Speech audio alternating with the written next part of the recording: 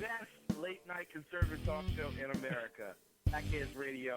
And listen, there are no people better on the air to give you the best in conservative talk than Sackhead Sean and Sackhead Clint. And we're working on the immigration papers for a certain other guy who happens to work here, too. For those who are tuning in around the world to the best in late-night conservative talk, Sackheads Radio. Sackheads Radio. Sackheads Radio.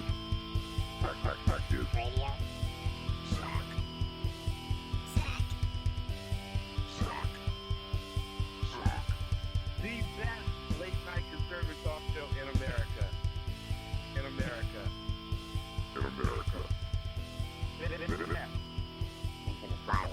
And in this web was a large, I'm pretty sure it was the biggest spider I've ever seen. Oh, ladies and gentlemen, welcome to the Sackheads Radio Show live on the SHR Media Network. Thank you so much for joining us this evening. It's the 11th of October, 2017. I am your host, Sackhead Sean. Sitting off to my right is the ever hairy, ever amusing, ever funny, ever scary, bloviating Zeppelin. Sir, good evening. Ever hairy, yes. Ever funny, no. Questionable. It's debatable. Depends on the timing. Well, Time of day, that kind of thing. well, I appreciate How I'm doing on my meds. Yeah. When was the last time I had a drink of vodka? By the way, everyone knows that the humor quotient goes up, as does the alcohol content. Yes, it does. That's an axiom. I think that's another BZ axiom. It is a BZ axiom. Pretty sure it is. For every ounce of liquid going in, it's every step of humor going up. I think that's a given. It's a given right here. Hey, listen, if you're watching on Facebook or YouTube, we're both, or listening to us on Spreaker, you can go to shrmedia.com, click on the live/broadcast button. You'll be able to get down to the chat room if you want to join the conversation. BZ, I know the chat room's just starting to fill in slowly. We got Mike in the chat room, so welcome to Mike. Welcome to Mike. Obviously, Jersey Joe is off this evening. He's hopefully going to be back tomorrow night. Hopefully he's feeling better. I think he fell from like the 34th story. Yes. And fell on his back, so he's not feeling too well. From a banana tree is what I heard. That's what I thought. Banana tree, very pretty, but Right. the banana flower is sweet. Sweet. But the fruit of the poor banana is impossible to eat. Actually, it's quite good. Is it really? Yeah, no, yeah. I enjoy a good the banana. song was crap. Yeah. Of course, deriving from the Lemon Tree song, Peter, Paul, and Mary. That's right. By the way, I have some breaking news. Yeah. Oh boy. Hold on. Wait. Is it worth this? This is an SHR Media Network special report. It's very brief, but it is accurate. Okay. This just in, breaking news. The Chicago Police Department has replaced all sirens with the national anthem in order to force suspects to stop running and take a knee. Now, see, they thought they could do it with gun control. No, it's just a matter of proper equipment replacement. That's all it is. Well, it's funny with an advancement in siren technology because you went. The Warbler came out a couple years ago, which, if you've ever been in front of an emergency vehicle and you felt the car vibrate, that was a huge advancement for big city law enforcement to get through traffic and noise and all that. And now they've taken another step. And is it the good people at Wayland Siren Systems? It very well could be, because I have accompanying this press release a photo of what appears to be a Chicago Police Department Ford Explorer, and I'm sure somewhere in that grill is the appropriate speaker system for that vehicle. So that's good to know. Suspects everywhere dropping to their knees like it's nothing. I think that's a great thing. And I appreciate it so much. That's considerable, because that's the Chicago Police Department marshaling their meager cash, and instead of expanding with another 300, 400, 500 people, all they had to do is just hook up a different system into the siren. They didn't even have to change the equipment. It's just a little chip that goes into that, and it goes. It goes whale, yelp, and Anthem. So if they set it to Anthem, They got rid of high-lows? right. No high-lows because we're not in Europe. So it goes whale, Yelp, Anthem, and that's how it does it. Oh, that is brilliant technology right there. I'm glad. You know what? We finally have advancement. That's Chicago thinking ahead. Good on them. Who said Rahm Emanuel was a useless piece of shit? I did, actually. Okay. All right, hands went up in the air, but... All right, Mike in chat wants to know, where's the nose? Oh, there is no nose like the nose knows. There is. And no one knows the nose like the nose. That's right. And if anyone knows where the nose knows, it's the nose. And no GNUs is good GNUs without Gary GNUs. No news comes out. News. GNU. That's an animal. Absolutely. No news are good news. Yes. It should. No news is good news, but no news and GNUS. No news are good news. Right. And as long as just you drop the phone. By the way, that's where the information from Chicago PD. By the way, I should like to tell you that that's the information. We broke that story right here on SHR. So I had to listen to Dan last night tell me about how that. By the way, Dan Butcher has a rebranded and all-new media network. Yes. It's called the Lone Star News. So if you go to, and you have to write this all down, thelonestarnews.com. And now that's where you're going to find anything and everything that you could possibly want to see about news. And Dan was regaling to me information about how he broke a very significant story recently, earlier this week, about an officer who unfortunately was shot. Yeah, Texas Tech University. At Texas Tech. And that's a terrible story in itself. We talked about that pretty much a good portion of last night. But he broke stories. Mm-hmm. I just want to let him and you and everybody listening right now and all the people listening in podcast, we just broke this story. We just broke it right here. SHR just broke that story. This was actually an SHR Media Special Report. It was. And well worth it. Getting our money's worth out of This is an SHR Media Network Special Report. Perfect. So you heard it here first.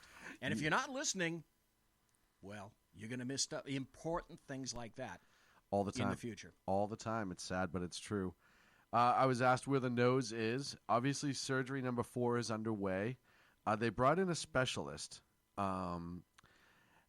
So it's a little odd because this is not normally the type of guy that you'd bring in for rhinoplasty. And anyone who knows, Sackhead Clint has been battling a horrific case of gigantor nose syndrome. That's GNS. Yes, and it's just terrible. It's terrible. So they actually brought in a guy who's a professional woodsman. He normally is used to cutting down trees, but he does so with amazing proficiency with the chainsaw. And they tried the flying chainsaw. It didn't work. After the second sky crane went down, it was tragic. But those saws were put directly into the motor, and one affected the other, and that just didn't work out. So they're going to try this route. If not, I know next week they have a stone guy lined up and a jackhammer team. So we'll see what happens. A stonemason. Oh yeah, concrete well, actually, guy. As far as I'm concerned, I think that's a great idea. By the way, just popped into chat, Dan Butcher, the man, and I called him the number one media guy, and you're going to call him second best media newsman in the business. Old El Duce, the Deuce himself, old number 2. Okay, what I'm trying to do as you're speaking is I'm trying to get a photograph of the piece of equipment that they're using on Clint's nose. So I'm searching for that right now. If you could bring that up, that would be absolutely amazing. So I kind of want to go and start off right with the California wildfires. All joking aside, which we love to do here on the show, the tragedy that's taking place right now in Napa and Sonoma counties in California. There's wildfires other places right now, but this one is affecting entire cities and towns being wiped out by flame and fire. 21 deaths already been reported, over 200 still missing. The wind is supposed to get worse tonight. It's supposed to drive the fire worse tonight. The tragedy is only supposed to expand. Cal Fire, I mean, it's amazing to me how they're not even done putting out these fires, and people are already starting to complain about, well, why didn't they have a better fire plan, a fire attack plan? This is an impossible task, and I know I joke about the fire department on here on a regular basis, but in this sort of situation, I always joke about the fire department until something's on fire. But in this situation, you have this wall of fire moving at a high rate of speed, being whipped all over the place. And if you go on YouTube, Live Leak, any of those, and just search for some of the footage that has been taken from this area, it is horrific. Many people have lost their homes. People have died. It is a tragic and terrible situation. It took me a while to figure out what the hell was going on with this, because you would think, and I've been listening to a lot of the journalists this past week. There is something odd about the whole thing. All the big fires, south and north, all started on Saturday. Yes. So to me, I'm not a big believer in coincidence. So I started looking to see if they had any idea of the cause of these particular fires, and they have not yet gotten to that point. And there's an article, for example, in the Wall Street Journal says deadly California wildfires ripped through once safe areas. 20 people have died, more than 200 are missing in fires tearing through wine country in Northern California. So if you look at Santa Rosa, and I almost worked for Santa Rosa at one time. I went and took their test. Beautiful community, about 160, 170,000 people. Mm-hmm. So it's not a little teeny town. No. It's town-like in terms of it has asphalt streets, concrete, trees, homes, businesses, etc. So it's not like Santa Rosa is in the middle of a forest. It's not. No. So people may ask, well, wait a minute, how can a regular town like Santa Rosa light up? Well, it's pretty simple. It started up in the wine country where there is a lot of vegetation. Ton of vegetation. And moved basically southwest from the northeast. Yep. And because the winds this past week, especially, I went to Fleet Week on Sunday in San Francisco Yes, you did. Bay. And while I was there at Fleet Week, bobbing around in San Francisco Bay, a lot of us were commenting, what the hell? That can't be contrails and all the smoke from the jets. And even in San Francisco Bay on Sunday, we were seeing a significant impact because of the fire and the smoke. And initially people thought, well, that's just fine. That's just because all the jets were using the smoke, et cetera, and jets are kind of smoky anyway. No, those were the wildfires. Yes. But here's what happened. Even then, Saturday and Sunday, especially Sunday, driving out to the yacht harbor from the belly of the beast, the winds early in the morning were terrible, absolutely terrible.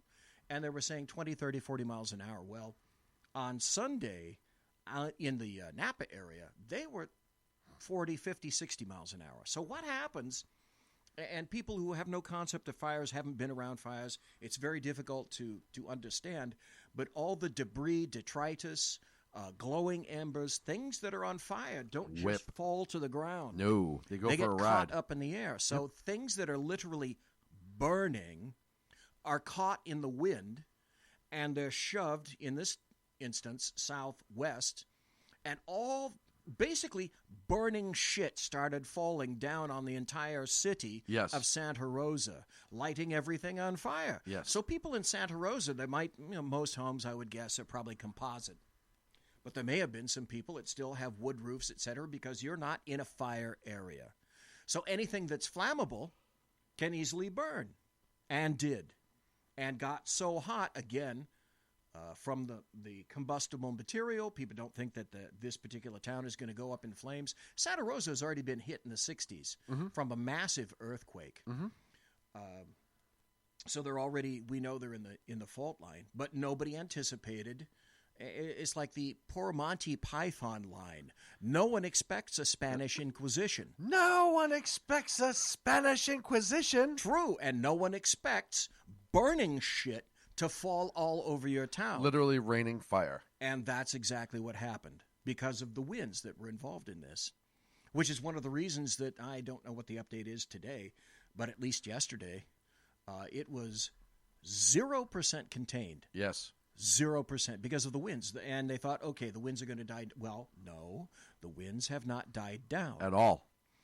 The And winds are actually worse tonight, they're saying. Anybody that knows... The town of Calistoga was ordered evacuated at 5 p.m. this evening, Pacific time. I didn't even know that. I've been to Calistoga numerous times. Yeah, I had a friend that was working on the, oddly enough, the Calistoga Fire Department for a while. But the thing that people don't understand, especially if you live in the South and the East, is that inherently, just in and of itself, absent a drought, California this Burns. time of year is very dry. The humidity is low. The dew point is low. And now combine that with the fact that we haven't seen any rain of any significant proportion since, I don't know, maybe April or May, around in there. And Santa Rosa, Napa, etc., great ground for growing grapes, etc., but it doesn't get very humid here. Not at all. And so you have a low humidity and a dry area anyway with burning embers, etc., All bad. and terrible winds, and that's the worst possible prescription that you could possibly have for a fire. And there are people who don't even know if they've lost their homes because you're just out of this. You're ordered from the area, so you don't know if you've lost your home, what sort of damage you may have had. It's just truly tragic and horrific. And 300,000 people are expected to be impacted because of the wine industry. There are two main areas that are known for wine. One is in France. The other one is in Napa and Sonoma. Yep. In the vineyards around there, because the earth, for whatever reason, is a Perfect. great composite of wonderful growing loam for vines, for grapevines. And it said that essentially at this point, 300,000 jobs are gone like that. Yep. And they don't know if the wine industry in Napa and Sonoma is going to come back in the next 10 years. Oh, God. So, note to winos, buy all your stuff right now. 'Cause you may not get it soon. It's not entirely impossible That you won't get it that at a all, lot of maybe. these vineyards, not only are they gone, some of these vineyards and companies may not be back. Yeah. And you're talking about, when you start talking about the product, when you come to wine, you're talking about vines that are 120 years old or that strand. Yes. That are extremely exclusive. Yes. Extremely viable. Extremely, well, a lot of this stuff is customized Yes. and grafted, etc. So there's a massive loss here. And a lot of people may say, well, screw it, I don't drink wine. Well, Economy. okay, that's almost immaterial because now you're talking about a significant job loss Oh, huge. in Northern California, coupled with those people who were possibly working in the vineyards Yep. or owners, etc., Distribution. may have lived in Santa Rosa Yeah. Oh, and its environment Yeah. all around there. So you've possibly lost your source of income. Oh, that's right, and your house. yeah. Sadly. That It's very true. I can think of no combination of circumstances potentially worse than that. You've lost everything. Yeah. It's horrific. And my heart just breaks for everybody down there affected. I without going into detail, we personally here on the show have been affected by it in some manner, or no, I should say we know people who have been. It's just horrible, and there's no good outcome right now. There's no outlook that's saying, hey, you know what, couple days we may get this under control. It's still blowing like crazy, and as long as that wind stays up, they're going to have it jumps fire lines. There's a lot of tall trees just outside of Napa and Calistoga, and forest areas. So it's not going to just stop.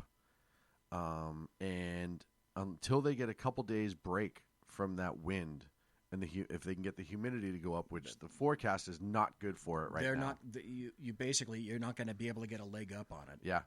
You're not going to be able to get ahead of it. You can Now bring in the- all the equipment in the world. The Napa fire, I think, is the Tubbs fire. Yes. And then there was another one. Pocket fire, Pocket fire, is that the one? Plus, there are a couple down in Southern California. burning that you don't even hear about right now. They're not even they're not taking all the media that this is. At last blush, I think there were 17 fires going on in California right now. Now, you were commenting, it was very interesting.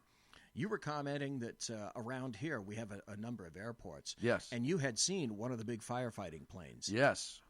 It's insane. The 747 supertanker that has just been, it's still under a trial basis. It hasn't been fully approved to be contracted by CAL FIRE. They're using it on a trial basis. But they're all flying out of McClellan. And I can't remember the last time. I've been out in this area for 10 years. I've always worked near the McClellan, former McClellan Air Force Base, which is where the fire apparatus is stationed out of for all of NorCal. I've never seen so many sorties, if you will, being flown out of that airport, trying to get a heads up on this, and a leg up, rather. Well, just before we got here, you and I went out to dinner, and we had some Japanese food. And, yes, we did. As we come outside after dinner, we look up in the sky, and it's getting dark already, and we hear some UH-60 National Guard helicopters going east, probably going back to Mather Air Force Base, because that's where the National Guard come from. Like you mentioned, they're probably out there firefighting in some fashion. Yep, helping out with that. And you don't look at the amount of help that goes into this. So I've already seen firefighting trucks driving through the area from Nevada. I think I saw Utah. I think I saw Idaho. It is a big, humongous deal. There's also fires going up in Mendocino County where people have died. That's the other thing that's amazing. You want to talk about how fast these fires move. It is consuming people. 23 people so far have died as of 8 o'clock this evening, local time. 23 people to be killed by a forest fire tells you how quick it's moving. Yuba County is dealing with fires as well, which is just north of Sacramento, and they all popped up within the same time period, which is just bizarre. Yeah, it all started pretty much on Saturday. Dan put this in chat. This is very interesting. CAL FIRE incidents. Incident management team, Atlas Fire, Napa, Solano counties, south of Lake Berryessa, northeast of Napa, 42,000 acres, 3% contained, significant structures destroyed. Yes. Patrick Fire, Napa County, west of Napa. That's a new one, 9 acres. Nuns Fire, Sonoma County, Highway 12, north of Glen Ellen. Another fire in Sonoma County, near Boise. The Presley Fire, Sonoma County, east of Rohnert Park, 473 acres. Now you're starting to, when you're talking about Rohnert Park, you're getting into San Francisco. Now you're starting to kind of push into the Bay Area a little bit. Yes, you are. North Bay. Yep. Mendocino Lake Complex, 2 fires. CAL FIRE Incident Management Team, 29,500 acres, 5% contained, significant structures destroyed. Sulphur Fire, Lake County, 2,500 acres, 40% contained. Wind Complex, 4 fires. Cascade Fire, Yuba County, Loma Rica area, 12,349 acres, 20% contained. Lobo Fire, Nevada County, Rough and Ready area. I don't like to hear that. That's starting to push up towards me. Yes, it is. 857 acres, 30% contained. Multiple structures destroyed. McCartney Fire, southeast of Grass Valley, 76 acres, 65% contained. Again, up near the fat guy right here. The Point Fire, Calaveras County, Highway 26. Cherokee Fire, Butte County. Honey Fire, Butte County. The 37 Fire, Sonoma County, Highway 37. The Ridge Fire, Lake County. Jones Fire, Shasta County. Holy crap. All burning right now. Right now as we speak. And I was commenting earlier, and you know, obviously our thoughts and prayers are with the people that have to deal with these horrendous fires. But I was commenting earlier how I'm already seeing people complaining about how, you know, maybe we need new firefighting strategies, or maybe we need to change, or maybe CAL FIRE isn't taking it. Folks, this is one of those things that's like an earthquake. You can have all the preparation in the world for it, but with some exceptions, and some significant exceptions. You also have to understand that a fire is ask any firefighter. It's alive. It's living and breathing. It moves however it wants to move. Wind can impact it, humidity, structures, etc. But You get that wind, and if it's blowing, say, north all day, and you're doing your work to the north to do these fire break lines and cut down trees to keep it from jumping, you do all this work, and then at the last minute the fire decides to go east, well, now it's ahead of you again because you only could do what it's giving you for information. You can only get out ahead of what you know. There's no way to know what the fire is going to do. It's based on the wind. It's based on fuel. It's based on so many other different things that these guys and gals coming from all over the West Coast to help fight these fires, they're up against it. I'll give you a quick story, and I don't think I've ever told anybody this in public before. A long time ago in a galaxy far, far away in the 70s, I worked for KFBK Radio, and I was sent up Highway 50 to cover a fire that was occurring in Placerville. And so I was in the middle of Highway 50, standing in Placerville, and unbeknownst to me, I had a little cassette recorder. Hey, remember cassette recorders, Hell people? yeah. So I was, Mr. KFBK because I had my little press pass, and I had my cassette recorder and my little microphone. And I was valiantly looking for someone to interview. Live from the Highway 50 fire, the That's Beloviating pretty much Zeppelin, up in KFBK. in the city of Placerville. Behind me, over a ridge, was a massive explosion of flames. If you've ever been around a steam engine, you could say a steam engine is live. You can hear it inhale and you can hear it exhale. And a lot of people qualify that, my God, steam engines are actually living. I had the occasion to almost have to change pants because I can attest to the fact that fires can be live as well. Yes. And I, to this day, swear that I heard an intake of air and an exhalation of air. And then, this is the part where you're going to laugh, is as I'm standing right in the middle of Highway 50, I hear a plane go by. And I thought, damn, that was low. And I start to look up. And as I start to look up, I got splattered with pounds and pounds of orange crap.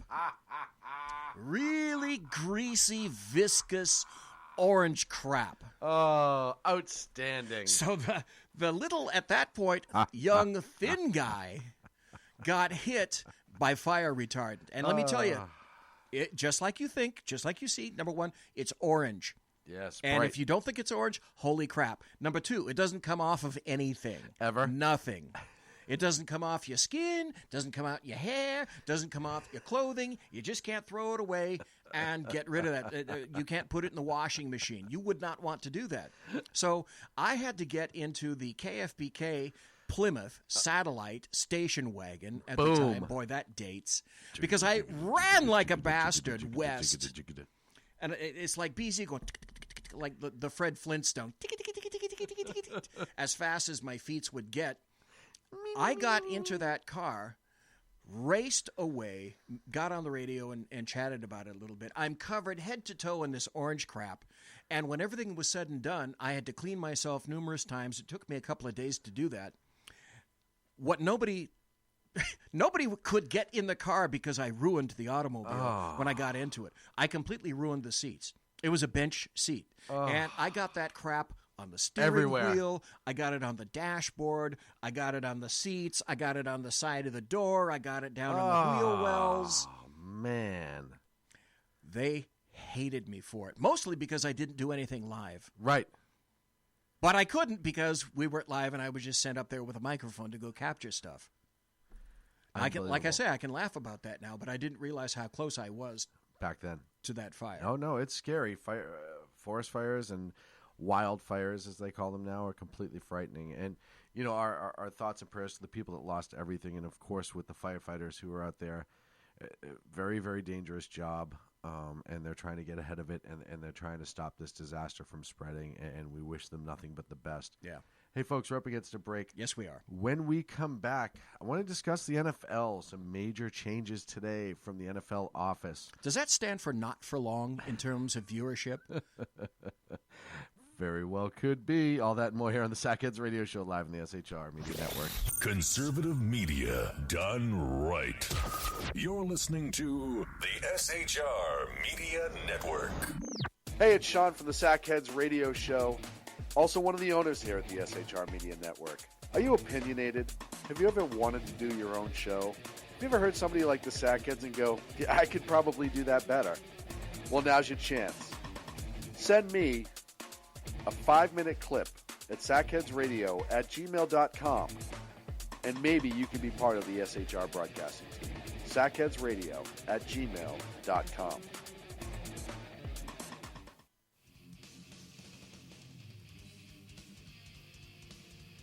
Beware, the Jersey Takeover is here. Every Monday through Friday, 9 p.m. till 11 p.m. Eastern Standard Time, you can catch Reaver Common Sense Show hosted by Jersey Joe, right here on shrmedia.com.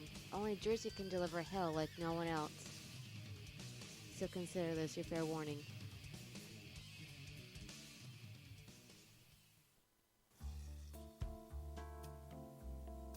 Human by race, Christian by faith, American by nationality, and conservative by choice. Reverend Ralph J. Chittum Sr.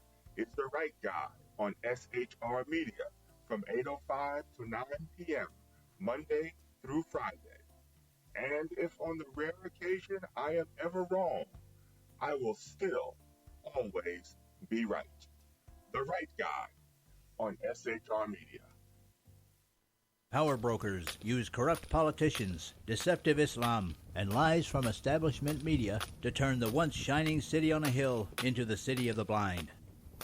What do the elites fear? One man with a cane. I'm Dave Milner. Join me at SHR Media, High Plains Talk Radio, Spreaker, iTunes, and YouTube for a different kind of commentary on the unpleasant blind guy. Because truth is not always pleasant. Hello, I'm Tim Hart. I'm the guy BZ hires due to his shameless contract with the SHR Media Network to voice his promos. He'd like me to tell you that the Bloviating Zeppelin's Berserk Bobcat Saloon radio show can be found on SHR Media Network, Spreaker, and YouTube every Tuesday and Thursday night at 11 p.m. Eastern and 8 p.m. Pacific, featuring right thinking from a left brain and doing the job the American media maggots won't. You'll find that the speech is free, but the drinks are not. There, in the saloon, just when safety pin manufacturers are running out of metal for the diapers of the leftists, BZ is sending his personal drones of freedom into the wheelhouses and ossicles of lovers of sovereignty and liberty nationally and globally. Broadcasting behind enemy lines in occupied California, BZ swears that no rights were harmed in the making of this promo. This is Jersey Joe, host of the Reverb Common Sense, and you're listening to SHRmedia.com. You're listening to us, all right. Welcome back to the Sackheads Radio Show live on the SHR Media Network. Thank you so much for joining us as we come back. Hey, we got Mike in chat, we got Dave Milner in chat, and we got Dan Butcher in chat, and two, count them, two, yes, two. Viewer viewers. 1 and Viewer 2? Viewer 1 and Viewer 2. Oh, they're fighting it out. No one better. They're fighting it out. Hey. Yes. The NFL. Not for long. National Felon League. That's right, because I think the NFL is a perfect example. And I'm asking this of you. Don't you think the NFL is a perfect example of systemic oppression? Yes. Absolutely. It has been proven time and again. When 87% of your employees are people of color and they are the highest paid employees, that is oppression. Of the nth degree. I cannot think of a group of individuals more highly repressed than the average NFL football player. Yeah. Hey, just ask Eric Reed of the San Francisco 49ers. Yes. He says it's all about the systemic oppression, and my God, he must be right.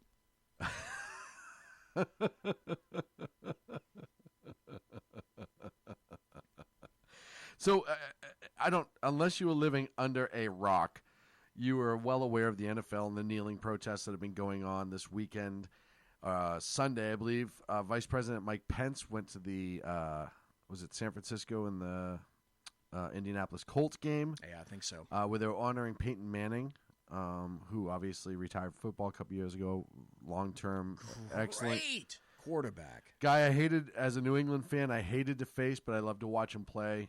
He was an amazing quarterback. You know, when he got injured for Denver, frankly, I didn't think he was coming back. Yeah. I thought that was it. And Done, somehow he did gone. He did it. But either way, under the one parameter is if there was kneeling, he was going to leave, and he did get up and leave as soon as the kneeling started. Now, people called it a political stunt. They knew he knew they were going to kneel. Blah blah blah blah blah. Simple fact of the matter is A, he has the right to kneel. I mean, he has the right to leave, I should say. He has the right to leave. Yep. And all those players have the right to kneel. To a point. Unless the owners say something. It's in their contract. Exactly.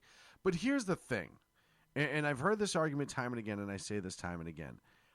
First and foremost, if I was the NFL, if I was the owners, I'd be pissed that these guys are hijacking the platform that I created for football. I'm the one who creates these stadiums. I pay their salary. I bring it in. The NFL allows it, allows the teams to play in the NFL. I bring the fans in. I do the concession. I do all the work. These guys play football. And not to undermine athletes and their gifts, at the end of the day, you play a sport for a living. This is not a political platform. I cannot go into my job and start making, as a matter of fact, I go through specific training at my job about how politics are not allowed in the workplace. Isn't that funny how that works out? And it's everywhere. You're not allowed to do it. And then you're also wearing a uniform. You are, at the end of the day, no different than a waiter at a restaurant. You wear the uniform. You work as a team. You do the best that you can with the time that you have to perform. And I'm not undermining waiters. As a matter of fact, waiters and waitresses, it's the exact opposite. It's a very grueling job. Waiters and waitresses, they're on their feet all day. They're running around. They're lifting heavy stuff. I'm saying that the NFL players should not have themselves up on a platform when they're employees like everybody else, like I am, like you were, everybody else. You're an employee. You work for somebody else. Exactly. You I get told paid what to do to a job. Yep, and that's what it is. So, and it was a losing battle, and everybody in the country knew it. Everybody knew it was a losing battle. You have the major metropolitan areas where more people were supportive, but you get into quote-unquote flyover country, you get into 80% of the country, people were sick of it. There was a news poll that came out 2 weeks ago saying that 75% of the country opposed kneeling for the national anthem and was sick and tired of seeing it. You also look at the NFL ratings, dropping like a stone. Perfect example. Absolutely stellar example. Monday Night Football. Yes. Chicago Bears, Minnesota Vikings, two longtime rivals. I mean, usually historically great football. Last Monday night's football, 2 nights ago, lowest ratings ever for Monday Night Football. Yes. Now, let's see. Can we ascribe that to woodland fires? No, I don't think so. Nope. How about to hurricanes? Nope, not going to happen. Nope, not hurricanes. Let's see. Tidal pull. Nope. Sunspots. Nope. Bad teeth. Delayed borborygmus. Flatus. No, I don't think any of those things. No, it has to do with kneeling. Outright kneeling. Period. Because End up of until statement. kneeling started, you couldn't get into a stadium. The ratings were through the roof. I watch football. I haven't this year. I haven't watched a game this year. I started to watch a game on the opener, and I had to turn it off. I know people who are canceling their NFL Sunday ticket on a regular basis. Yes. I know people who are getting into fights with other family members over it because they're canceling the Sunday ticket because they don't want to support the league. Dish is having trouble with that. Yeah, losing money. What's the other one that DirecTV? DirecTV. Yep, they're been having issues. NFL ticket prices are actually going down. Yes, now concessions are going to be. I going wrote down. a tweet. Didn't mean anything. Made me feel better, I guess, to the NFL, and I said 1 week to the day after the shooting in Las Vegas. If these fucktards take a knee, I'm done. And I don't care what they do to get me back, I'm done. Yep. They took knees, I'm done, I'm gone. Exactly. Oh, BZ, what if they apologize and atone? Number one, they're not going to apologize. Nope. Number two, they're not going to atone. This is a thing, and they can do their thing as long as they want. Right. As And long I as can the do money's mine. there. Because do you know what the NFL is? The NFL is discretionary money. Yes. It's not mandatory money. It's play money. It's I can put it here. I can put it there. I choose can to go put it on drink the NFL. vodka. I can hit my head with a hammer. Absolutely. Or I could watch TV. Absolutely. Or I could go to the games. Or I could purchase NFL merchandise. Or I can decide that I'm not going to do any of that stuff and I'm not going to purchase tickets.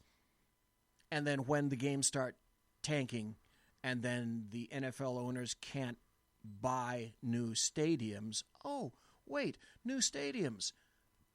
How do Taxpayer money. Sean, how do those get built? Taxpayer money. Wait, is anyone that I can think of, anyone you can think of, thinking about saying, maybe we should rethink that taxpayer cash? Well, maybe I won't pay a local tax until this is solved, because now it does affect me. And that's forced. I don't have a choice. The government is using my money to support these stadiums. That's a reality. It's amazing how much after President Trump was installed into office and he made a couple of comments, people went insane. Absolutely insane. How dare he? Let's go back though a little bit. Let's go back. I don't know. When did the NFL start playing? August. When did the full-time games September. start? August. Late August, Okay. early September. So let's see. Didn't Roger Goodell back in late August say, I am standing with my players. Yes. They have a right to do whatever they want and whatever they've decided. I am standing with my players. Yes. Didn't he say that, or words to that effect? Yes. Let's see. KansasCity.com, sports, NFL. Roger Goodell tells NFL owners, quote, everyone should stand for the national anthem. Now, I have a question for you, Sean, and for the listeners, people in podcast listening live and in chat. What one major revelatory factor may have been involved in Roger Goodell's decision between August and October? Folks, What has happened? Folks, what do you think? What is... Gosh, this is a tough one. I know. It is. I want to know what's come off so much that... Wait a minute. Are we talking the spice must flow? Wait a minute. Did someone just interrupt the flow of spice? What? What? Yeah, it comes down to money, plain and simple. Oh, no. Interrupt the money flow, and all these arseholes start getting in line, including Roger Goodell. Yes. Imagine that. He got in line like a school kid on pizza day. It couldn't happen fast enough. It couldn't happen fast enough. All of a sudden, here we are, October, a month into the season, just over a month. And after the lashing that people have given the NFL all the way around, Goodell says, well, maybe we're going to make... Why don't we Can you imagine? Why don't we stand up? Wouldn't you like Why to don't be we stand up, guys? the fly on the wall? Just pick an owner. Oh, yeah. Any owner. Pick an owner. Oh, yeah. And it goes something like this. Roger Goodell's office. Give me Roger. Roger. You better get them guys stop kneeling because I'm losing cash out here. But here's the problems, too. The owners are just as culpable as Goodell. Yes, they are. When you allow this and those players work for you, you allow it. They're employees. Yes. And here's the systemic oppression. I guess this is great because now being an employee is oppressive. Yes. Oh, God. They're just slaves. Yeah. Wait a minute. What about the guy that goes into a coal mine Every day and comes back up, and if it's a Caucasoid, he looks like a black guy by the time he gets out of the mine? Well, that's slavery too, isn't it? Mm-hmm. On some level. Oh, wait, except he makes a wage. Oh, wait. Oh, and... Oh, wait. Are you saying he's just an employee at that point? Yeah, so I guess are the football players just employees? Well, and at what... Oh, no! And at what point do you have to play football? You can quit at any time. Hey, look at Colin Kaepernick. He essentially quit. Certainly. He made some comments that made people not want to employ him. He might as well have walked into a job interview with a tattoo on his face that said, fuck you. This is great, though. This is great. 2 points. Oh, okay. All right. Go ahead. And now, all of a sudden, Colin Kaepernick, who started all of this, the young man who is biracial, he is half black and he is half white. He is adopted into a home that raised him and put him through college. He had every opportunity in the world. He had lovely parents. I know their opinions have changed, but they seem like lovely people. He started this because he felt that people of color were being oppressed under this flag by law enforcement and police brutality. So he started this kneeling. Amazingly, he threw like shit the next few games and found himself out of a job. Bye-bye. Still out of a job. Wasn't that great of a quarterback to begin with. Mostly was the option. He's an option passer. He runs. There's not a lot of people looking for that type of quarterback. And he brings controversy to a locker room, which if you're an owner, you have to be concerned about that. If you have a team that really wants to compete, you want your team to be the focus, not have this guy be the focus.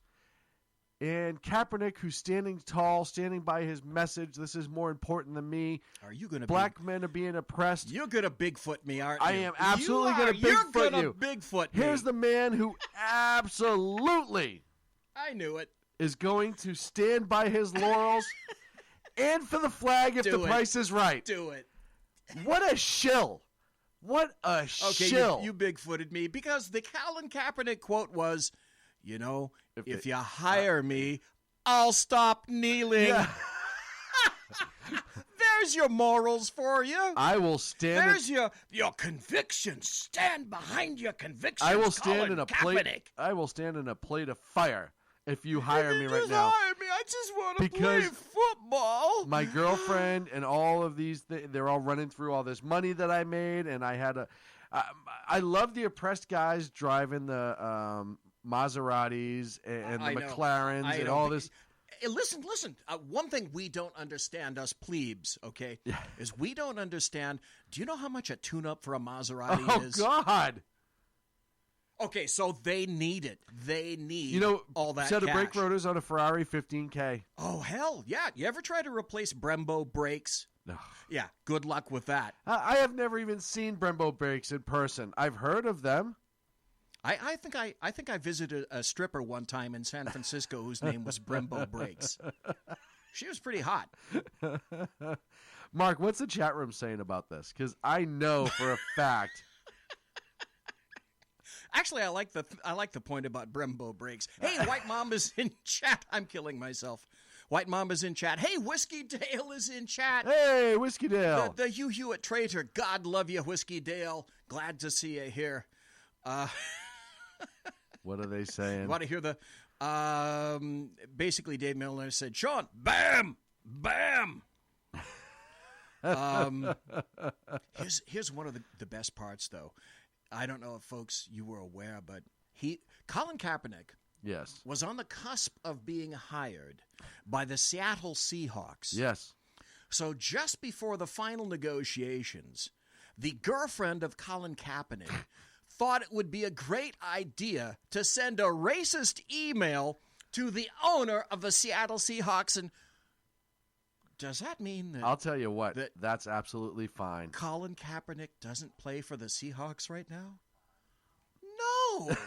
Didn't see that coming. How could you possibly see that if you do something like that, there would be a consequence? Fine. In a perfect world, there should be no consequence for something like that. And damn it, he should have been hired. And you and I both know anytime any other team called, he was like, all right, now, honey, do me a favor. Yeah. This time, don't send the email, please. Stay the fuck off social media. I believe in our cause and stand against the man and all of that stuff, but just put put the social media down, please? Because I'm trying to make $27 million a year to throw a dead animal around a field to other guys, and this is kind of a biggie. And I love you, princess. Love you, baby. And if they hire me, by the way, I'm not going to tell you this, but I'm going to tell other people in media, if you hire me, I'll stop kneeling. I'll stop That kneeling. Colin Kaepernick, that virtuoso of integrity. My God, he took a platform, he took a knee, and he ran with it. And you can't change him. He is resolute. Oh, it is absolutely astounding. I'm Money, not money, even money, exaggerating. money. You can't make this stuff up. There is no way. Money. Oh. If I had a producer... It walks and bullshit talks. If I had a producer, you'd hear the OJ's money right now. But I don't have one. I never had one, and you don't have one. Wait, stop. You guys did have a producer. We at one did have time. a producer. We kind of failed miserably, apparently. Here's the deal. At the end of the day, Jesus, all this stuff is so stupid. you can't make it up. No. Anymore, you can't make you just any can't. any of this up. No. This just in. Guest 17 just entered chat. Guest 17, great to see you because we always say about Guest 17, Wonderful you're things. so much better than Guest 16 was. Thank you. Absolutely. 17's always been there for us, and we appreciate you, Guest 17, That's in right. chat at Right on 17. shrmedia.com. Thank you.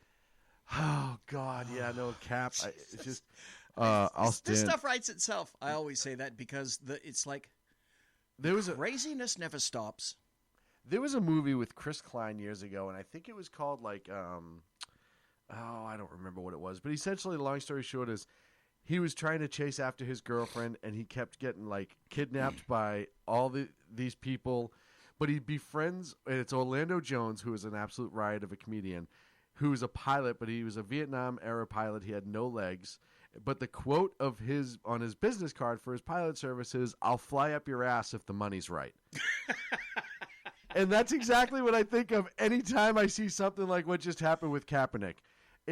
I'll stand if the money's right. I don't give a shit anymore. And so here's the bigger question is, now that he said that, what do the rest of these players who were holding Colin Kaepernick up on this massive, godlike platform? I mean, this is and the they guy. were. This is he's the inspiration for us all. He provides inspiration for the oppressed and the poor people all around the nation and the planet. He's standing for them. And he's the guiding light that gives us hope. Hope for the hopeless. He provides it. Yes. Except now, how do they feel now that Colin Kaepernick said, well, it really doesn't mean anything. I'll screw it for the money. Oh, Cap. If I were, and this is what an ass I am, and maybe this is just me, right? Like, I'm kind of a jerk, and we all know it, right? If I was an NFL owner, I would say I was Bill Belichick. I'd say, hey, Cap, I'm going to sign you to a 1-year contract. League minimum. Ooh, how embarrassing. However, you'll have a job and an opportunity. But when you're not throwing the football, you're handing all the other guys water. Oh, you are an arsehole. Wow. You may potentially be a larger sphincter than I thought. Okay, chat's talking about the World Series. Okay, so what do you think? Cubs? Sox? What? Well, it's not Sox. Sox got knocked out by the Astros. The Astros were a much better team this year. Who do I see in the World Series? Mary Brockman just stopped in. Mary Brockman, hey, good Mary. to see you. Hello. She just stopped in to see what condition your condition was in. My condition is being conditioned. Yeah, exactly. As we speak. My condition. Oh, boy. I don't know. It's too early. You know what? A month ago, I might have had a better idea. I am not a Yankees fan. Anyone who's ever listened to the show for an extended period of time knows that I do not root for the Yankees. But reality is, they're all of a sudden they've caught fire at the right time. CC Sabathia, I don't know what the score is tonight in I'm Harry Carey. We gotta say, go for those Cubbies. I don't those know. Cubs. I don't know what the score is right now. It's 5-0. Sabathia was throwing a gem. He's pitched better than he has his whole year, in maybe 2 years. It could very well be the Cubs and the Yankees. I'm not going to lie. I think the Yankees hit their stride just right. I hate to say it. It's killing me to say it. I don't want to say it. But where I'm standing, that's what it kind of looks like. So, I don't know. So you think... Wait. Dave Milner in chat says, Mark, that's not right, dude. I think perhaps he was talking about your Harry Carey impression. My Harry Carey impression. Yeah, no, Go those Cubbies. It was, yeah, that's where I think. But to wrap up on the NFL, look, they're just trying to save face at this point, and dear God, I hope people stick by it. Look, if you want to go back and watch football next year or whatever, I'm not. The message has been sent, which, by the way, America, here's a little hint. These big, giant corporations that you don't like or you get mad at and you're these Antifa people or whatever, or it was big banks a few years ago, all of these different things, you have the power to change it, just like you did with the NFL. Sure. And just stop buying everything. Stop buying. Turn them off. Turn them away. Don't go to the bank. Everything. I can't tell you how many times I saw it. The sad part is, in order for it to actually happen, it took a football game. You had big banks with bad mortgages 10 years ago, right? Everyone, oh, well, what am I supposed? I hate these big banks. These big banks suck. They steal money out of people's pockets. Blah, blah, blah, blah, blah. Corporate America, blah, blah. Are you using a Bank of America ATM? Yeah, it's the only way I can transfer money easily. They have online checking, and I need that. Well, I thought you hated them. Well, they're the only one that offers it. I'm going to say something that will probably get me terribly excoriated in chat, or when people listen live, or they listen in podcast, or they're watching live on YouTube, or they're watching Facebook Live, or they're on the LoneStarNews.com TV, and they're watching us, or on Spreaker. You know, folks, back in 2008, what did it take? What does it always take? It takes two to tango, correct? Mm-hmm. It takes a lender, and it takes a borrower. Now, for those people who thought they could get a McMansion, and they made $1,200 a month, and this guy is trying to talk you into a house that costs $790,000. And said that you could swing it. And says, dude, you got the grit to pull this off. Did no one in your household say, wait, maybe we should think about this just a little bit, because how do you get what percentile and see? Those are all questions. Right. And it's like Carl Gambino opens the trunk of a Fiat and says, I got a really good stereo in here. How it's much? The best one, and it's $3. Yeah. And you go, oh, I'll take it. There's a problem and with you it. get it home, you open it up, and it doesn't work. Hell no, to the no, no, no, hell to the no. And you open it up, and it doesn't work, and then it sparks and burns your house down. Right.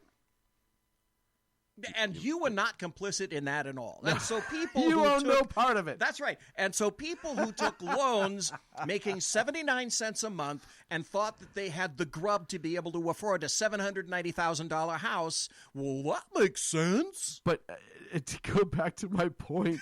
Jesus Christ, you morons. This is twice this year. Morons. Major change has been brought by the masses. Yes. Doing the right thing. Yes. And standing up for what's right. You had the election of Trump. Yep. Which, whether you agree or disagree, does not matter. The reality is it happened. He was different. People wanted different, and he got elected. Same thing with the NFL. The pressure came down. People started to walk away. People were canceling hand over fist to get out of there. And they still are. And all of a sudden, Goodell goes, maybe we should just be responsible. I want to throw one final lance at the NFL after Right now? we come back from the break. Oh, okay. We can do that after the break. Just one. We'll final wrap up lance. the NFL, and then we have a lot more to get to here on boy. the Sackheads Radio Show live on the SHR Media Network. Conservative media done right. You're listening to the SHR Media Network. Hey, it's Sean from the Sackheads Radio Show, also one of the owners here at the SHR Media Network. Are you opinionated? Have you ever wanted to do your own show? Have you ever heard somebody like the Sackheads and go, yeah, I could probably do that better? Well, now's your chance. Send me a 5-minute clip at sackheadsradio@gmail.com, and maybe you can be part of the SHR broadcasting team. sackheadsradio@gmail.com.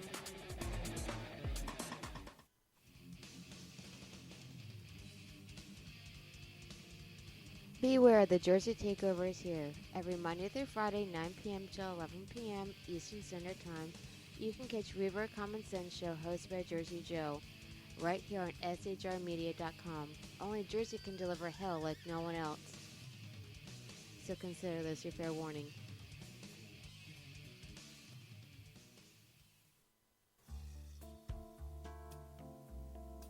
Human by race, Christian by faith, American by nationality, and conservative by choice. Reverend Ralph J. Chittum Sr. is the right guy on SHR Media from 8:05 to 9 p.m. Monday through Friday. And if on the rare occasion I am ever wrong, I will still always be right. The right guy on SHR Media. Power brokers use corrupt politicians, deceptive Islam, and lies from establishment media to turn the once shining city on a hill into the city of the blind. What do the elites fear? One man with a cane. I'm Dave Milner. Join me at SHR Media, High Plains Talk Radio, Spreaker, iTunes, and YouTube for a different kind of commentary on the unpleasant blind guy. Because truth is not always pleasant. Hello, I'm Tim Hart. I'm the guy BZ hires due to his shameless contract with the SHR Media Network to voice his promos. He'd like me to tell you that the Bloviating Zeppelin's Berserk Bobcat Saloon radio show can be found on SHR Media Network, Spreaker, and YouTube every Tuesday and Thursday night at 11 p.m. Eastern and 8 p.m. Pacific, featuring right thinking from a left brain and doing the job the American media maggots won't. You'll find that the speech is free, but the drinks are not. There, in the saloon, just when safety pin manufacturers are running out of metal for the diapers of the leftists, BZ is sending his personal drones of freedom into the wheelhouses and ossicles of lovers of sovereignty and liberty nationally and globally. Broadcasting behind enemy lines in occupied California, BZ swears that no rights were harmed in the making of this promo. This is Jersey Joe, host of the Reverb Common Sense, and you're listening to SHRmedia.com. Thank you, Joe. Welcome back to the Sackheads Radio Show live on the SHR Media Network. www.shrmedia.com. That's a great stinger. I like that. That is a good stinger. Joey nailed it. As always, he's a great dude. One final observation that I'd like to make, because I haven't done all the shit. You want to? I got to do all the shit first. Make sure you jump in a live chat, shrmedia.com. Watch us on Facebook, YouTube. Listen to us on Spreaker. You can find us on Twitter as well. Make sure you check out all the great hosts right here on the SHR Media Network. Are you ready, sir? Because obviously you were chomping at the friggin' bit. Well, number one, I feel naked. There's no Diet Pepsi. Oh, God. What happened? God, don't even put that in anyone's head. One final observation. I don't ever want you to say, I feel naked again around me, please. I know. That's all right? Some things once seen cannot be removed from the brain. Well, and mentally, I'm in one place where I'm all happy and ready to go with the show. And then I say that shit. And things are good, and visually, things are astounding right now. And then all of a sudden, you're like, I feel naked, and I might have thrown up in my mouth a little bit. I'm not going to lie. This is one point where you say, thank God there's 20 feet between us. And I may or may not have a firearm on me. That's right. And by the way, what is under that kilt anyway? Ooh. Ring ding did a little All right, that shit's audio, not ring funny. It's not diddly funny. IO. I wonder if it's true what they don't wear beneath the kilt. Remember that one? I do. Dr. Demento. Yep, I do. One final thing. I just sang that on the air. Jesus. And you have a great voice, too. Thank you very much. Thank you very much. Oh, thank you very From much. Maxim.com. Oh, always good. ESPN suspends Jameel Hill after tweets about Jerry Jones and the Cowboys' protest policy. Banana, banana. Can you say Schadenfreude? I can, and just Schadenfreude? did. Plus, Mike Ditka weighs in about the worst take of them all. So, Jerry Jones basically said that he wants all of his players to stand. So that lovely ESPN anchor who said something ridiculously stupid and was warned, hey, don't say anything ridiculously stupid again. We may actually have to do something about it this time. So it turns out that she was suspended 2 days ago on Monday. She said, hold my beer, watch this. Yeah, by ESPN, who is Dumbass. the worldwide leader in sports, just asked them for the second violation of that network's social media policy. So Jameel Hill's tweets, it came in response to Dallas Cowboys owner Jerry Jones saying that he would bench, players. Anybody. And let's say what she wrote. Here's the exact tweet. This play always works. Change happens when advertisers are impacted. Yes. If you feel strongly about JJ's statement, boycott his advertisers. Good idea for ESPN as That's well, right. and See, the NFL. That's right. Jameel Hill Brilliant, is Jameel. making money. She's getting a paycheck from ESPN, whose job it is to promote sports, because if they didn't promote sports, there wouldn't be ESPN, and she's essentially saying, don't promote sports. So essentially what she's doing is telling ESPN, blow me, and I can do anything that I want. And I never thought about the fact, because I can't think this far down the line, is that if I blow up ESPN and I blow up sports, I kill my paycheck. Did you ever see the old... What the hell? I don't remember if it was Tom and Jerry or Bugs Bunny, but whoever it was, they had the gun, and they'd slide it through the curtain, and every time they slid it in, the barrel of the gun itself would come out the other side right to their forehead. That's exactly what was going on with this to her career. Not her, but her career. She'd put it in and hit herself in the side of the head and be like, hey, what the hell? Yeah. Dave Milner says, Mark, hit him with Helen Thomas in a G-string. Oh, I did that one time. you... I said that one time. You hit me with that? No, I was going to say. I did say it one time on the air.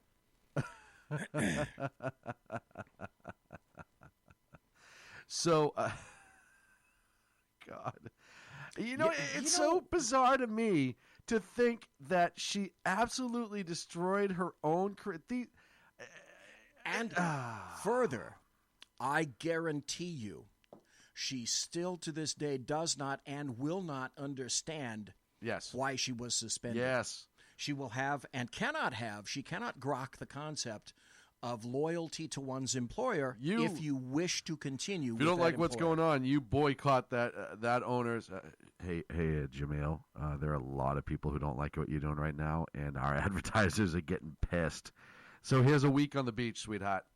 Have fun, and we'll see you on the other side. I have a question. Yes. How many people, folks, do you think are lining up right now for her job? Ba-na-na. Who would love to Ba-na-na. be on ESPN? Remember, No one. This No is one. the same organization that pulled a guy from a Virginia Tech game earlier this year because his name was Robert Lee. Yeah. And they're worried that they're going to offend people. He was fucking Asian. I don't know. If you want to talk about just... If they had done it right the first time, and remember, this is also the same organization that canned Kurt Schilling because he Yes, they admitted did. he was a conservative. Oh, I forgot about that. Right? So if they had dealt with Jameel the first time when she tweeted about the president, and they had suspended her then maybe this wouldn't have happened. But no, wait a minute. For some reason, the Asian guy lost his gig. The Kurt Schilling, the white guy, lost his gig. Jameel is a woman of color who hosts one of the shows. She tweets something horrific. It's ignored. But now now that she heard her own brand. See, before, when she tweeted about Trump, it wasn't about ESPN, so it didn't hurt the brand per se. Right. It brought a little bit of scrutiny, but it didn't hurt the brand. She literally said, hey, stop watching ESPN if you don't like me. In so many words. And that's exactly, and then all of a sudden, she was suspended. It's a lot like Kaepernick standing up when the money's right. ESPN stood up when the money was right. They did what was right when the money was right, when it affected their fucking paycheck. That's when they decided to do something. The Asian guy got the hook. The white guy got the hook. Black female? Yeah. Nah, not so much. Again, those are what we call twofers. Twofers. So, in chat, and I'm not going to say it's better than, but Mary Brockman, I would submit, has an equal to. Yes. Just because I'm me and I'm prejudiced. Mary Brockman said, how about Michael Moore in a jockstrap? Oh. Okay. All right. So, Mary, I'm not saying yours surpasses mine, but I will say it's pretty much why is everybody right up there. Why is everybody in our chat and you trying to hurt me? I was having such a good night. That's true. Such a good night. That's true. Oh, I forgot to show everybody. I finally found the photograph of the piece of equipment that's going to be operating on. On Clint. On Clint. Okay, hold on. Let me hold it up to the camera. I'm going to zoom on your camera right here. We'll make it nice and big for you. There we go. It's made by Bucyrus. Yeah, and just that little choppy part. Yeah. That little choppy part will get on his nose, So and they'll just bite it away piece by piece. This is the piece of equipment that's going to be operating on Clint's nose. It may already be doing it. It may have done it yesterday, and may continue to do it tomorrow as well. So I just thought that in terms of interest, people would be interested in seeing what kind of equipment are actually utilized on Clint. Oh, because we man. like to, keep things. We like to just do what we do here. Right, on the up and up. So speaking of, we just bashed the NFL for 40 minutes, and we're not done with the entertainment industry. By the way, the NFL is part of the entertainment industry. I don't care if they're athletes or not. Yes, it is discretionary cash. No more different than the WWE is. They just do a different sort of show every week. Yep. So anyhow, Harvey Weinstein. Wow. Earlier this week, they're up to, I believe it's 23 accusers of Harvey Weinstein using his position to grope, fondle, and do other things to unwilling women in order to get parts. As a result, by the way, if you don't know who Harvey is, oh, well, dear old Harvey is a really good friend of the Clintons and the Obamas. He's a humongous Democrat. He absolutely is a huge leftist supporter, anti-gun, anti-conservative, if you've been to the movies, and you've seen a Harvey Weinstein film. You've been to the movie, and I'll tell you right now, one of my favorite films of all times was produced by Weinstein, which makes me sick. Which one? Clerks, Kevin Smith movie from way back in the 90s. I didn't know that. Yeah, but we should quantify brilliant who movie. Harvey Weinstein is. He's not a director. He's not an actor. He, quite frankly, he does appear to be, to me, the kind of individual that I'd look about for being responsible for pederasty. He does fit that visage to me. And he's not an actor, but he does produce, which means that he's the guy that throws cash at films and hopes to make a certain percentile ROI or return on investment. So he is responsible for throwing cash at any number of Hollywood films. Now, when you throw cash at films, that also means that you get to make a certain amount of decisions with regard to which way the film goes, and you also occasionally get to choose, or if you're a big producer like he is, you get to choose who you're going to have for a cast, everything, who you're going to have for a director, if you're as big as him. And the success of his movies, because they have primarily been very successful. Very much then so. You start to have directors that are lining up to be with you, DPs who want to be with you, cast members, actors, actresses, crew, etc., who want to work with you because you have a history of a really good return on investment for the corporation that you're working for, whatever movie corporation the Weinstein Corporation was. The Weinstein Company is enormous. Big. Enormous. One of the biggest in Hollywood. The Weinstein Company is now operating sans Weinstein. Without Weinstein. Yeah, has been removed. His wife has left him. There is an audio, and I have yet to know if it is confirmed by the NYPD, but there was an audio in which a sting was being done, I believe it was last year, via the NYPD, in which a voice, allegedly of Weinstein, trying to coerce a young model to come into the shower with him. Yep. It is very creepy. It is very alarming. Now folks in chat, if you've been on the internet and you've looked at a photograph of Weinstein, now I can throw out the names of Michael Moore and Helen Thomas, because that's the equivalent of what you'd want to see emerging from the shower. Now you just insert a fat guy, an older fat guy with a really thin beard and an ugly big old bulbous nose. Your beard's thick. Go ahead. Yeah. My beard is luxuriant. It is luxuriant. It is. It's a luxuriant thatch. Yes. Woodpeckers could live in here, for God's sakes.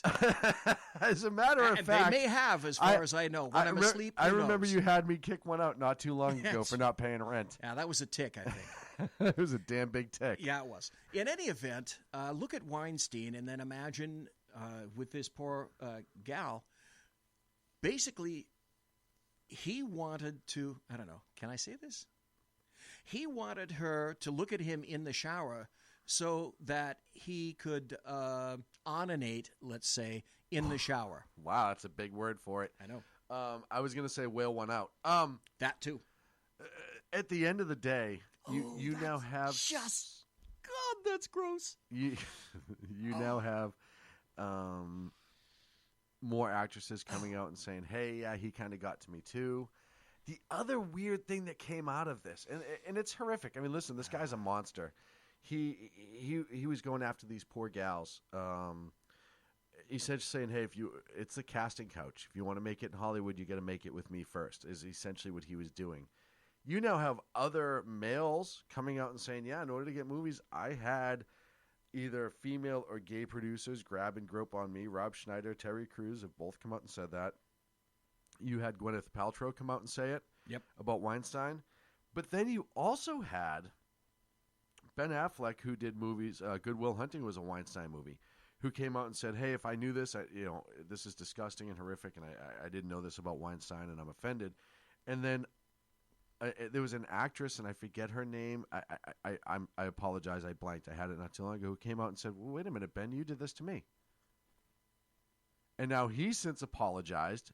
It's unloaded. Tinseltown. Wait, when we're talking about systemic. Oh, yes.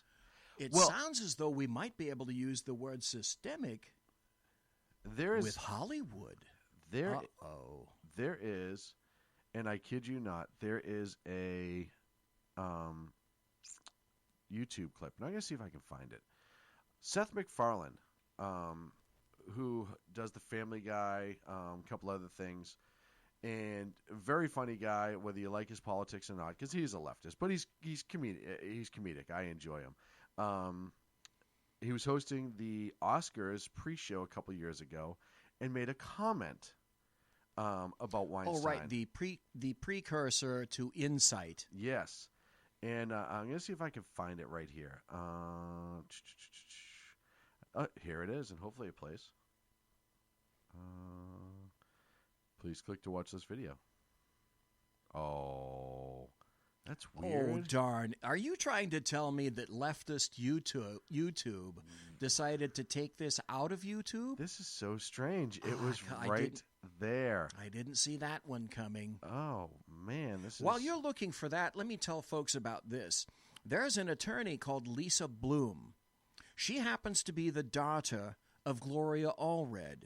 What do we know about Gloria Allred? She's a massive leftist feminist. Humongous. Her daughter decided that she was going to represent Harvey Weinstein, and further, that she was going to smear and attack his accusers.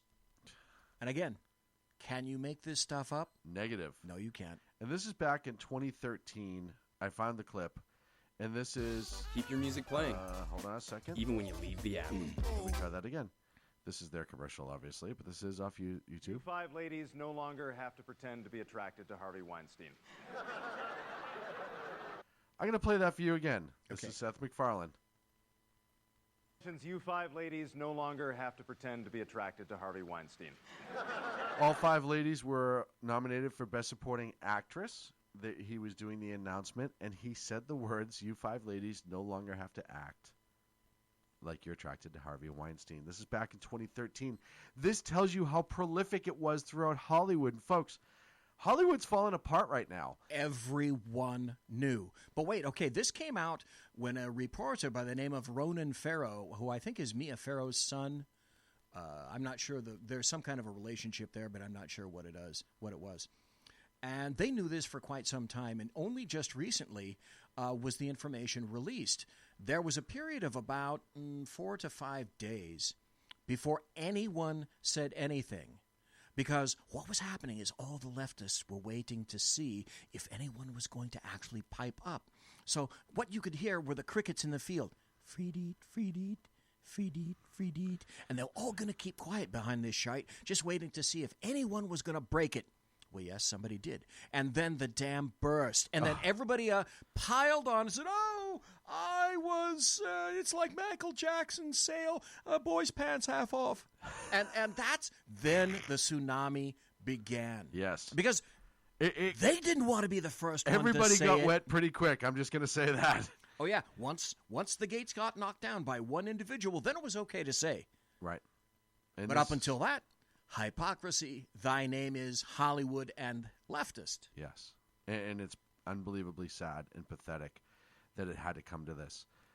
It's sad to understand how well known, folks, any other industry, if you work in any private or public industry and you've ever taken any sort of harassment/sexual harassment class, one of the biggest ones they tell you as a manager, owner, supervisor, etc. is called quid pro quo.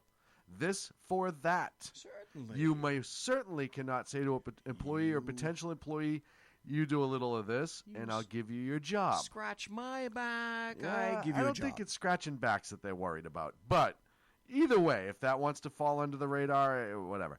But the reality is tons, millions, thousands of people have lost jobs because of it.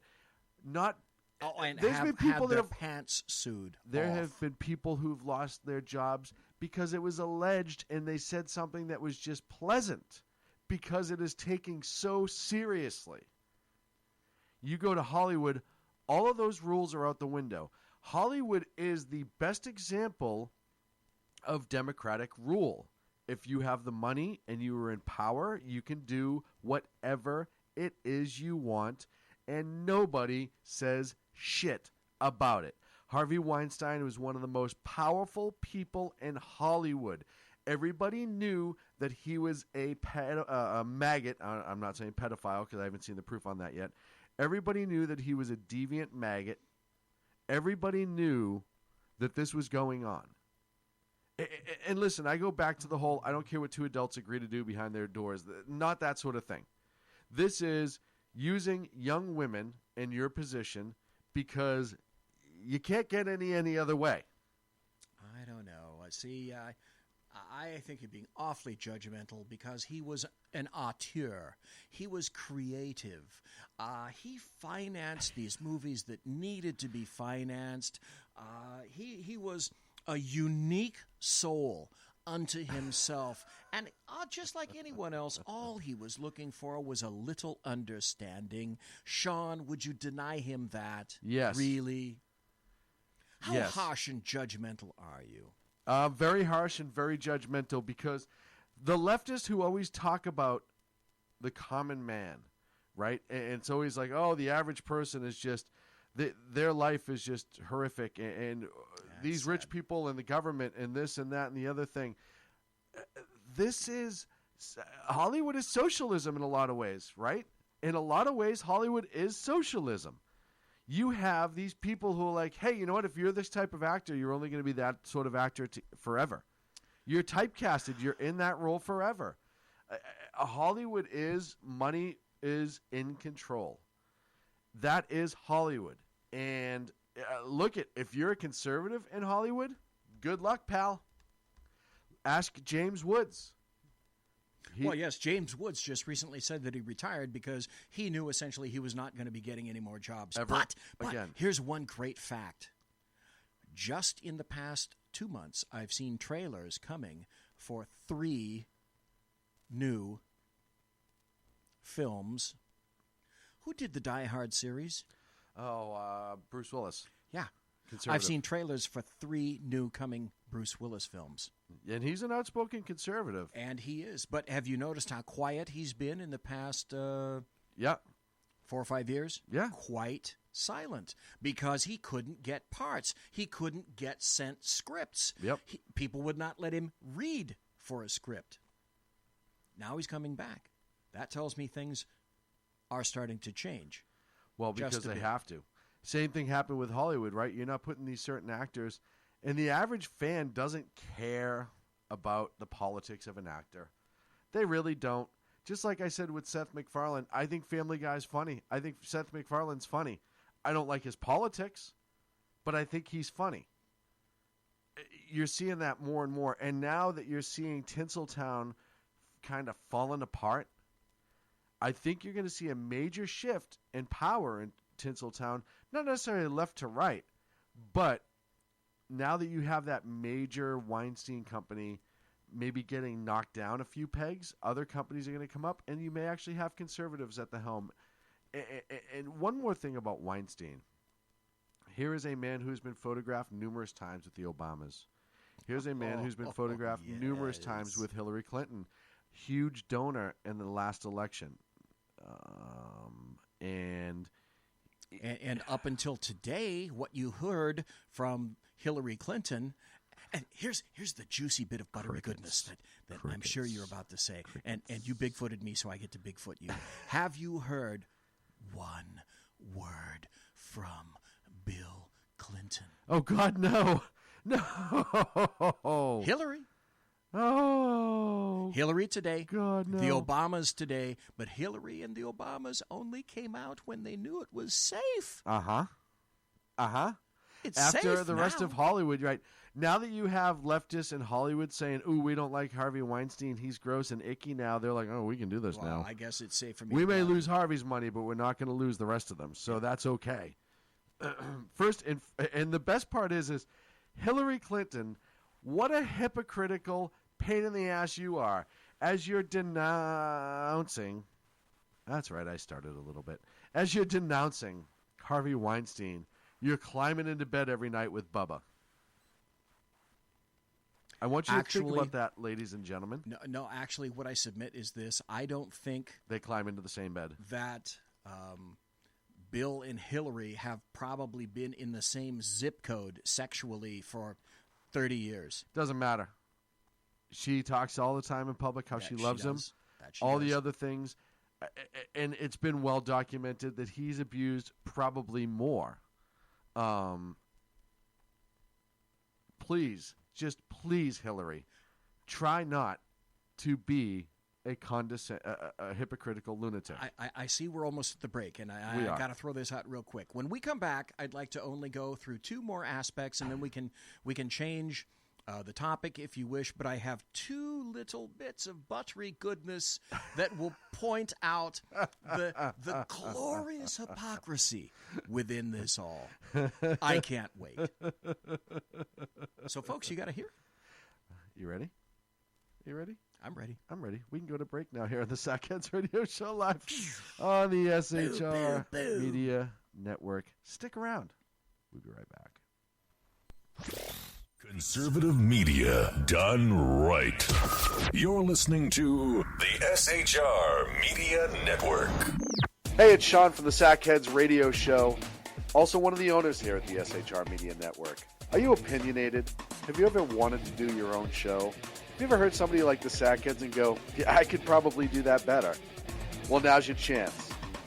send me a 5-minute clip at sackheadsradio@gmail.com, and maybe you can be part of the SHR broadcasting team. sackheadsradio@gmail.com.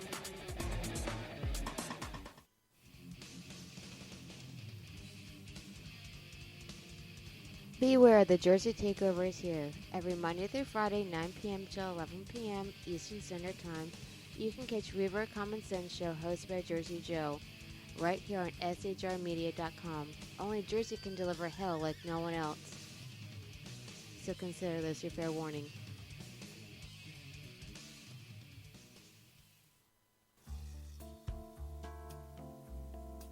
Human by race, Christian by faith, American by nationality, and conservative by choice. Reverend Ralph J. Chittum Sr. is the right guy on SHR Media from 8:05 to 9 p.m. Monday through Friday.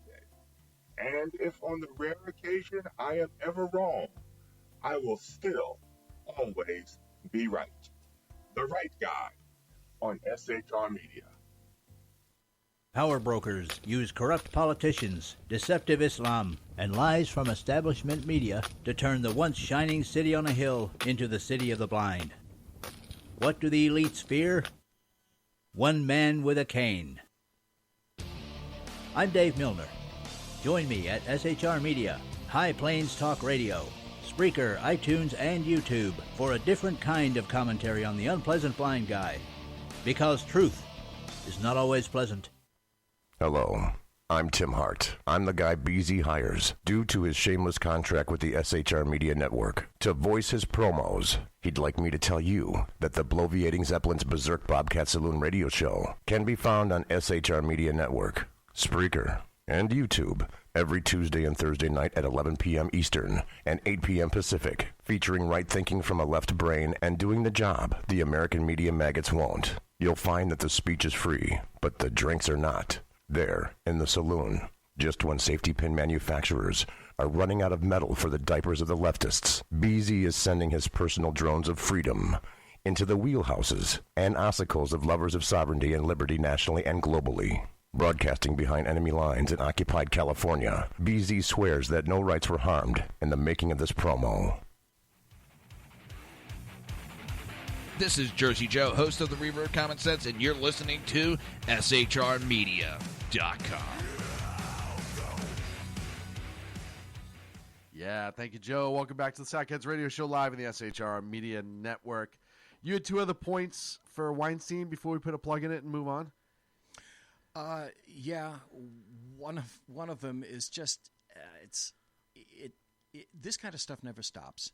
I told you about Lisa Bloom, who is the daughter of Gloria Allred, massive leftist, Yes. massive feminist, Yes. etc. Yes. So what was going to happen? Lisa Bloom suggested a tactic as old and ham-handed as former President Bill Clinton's bimbo eruptions.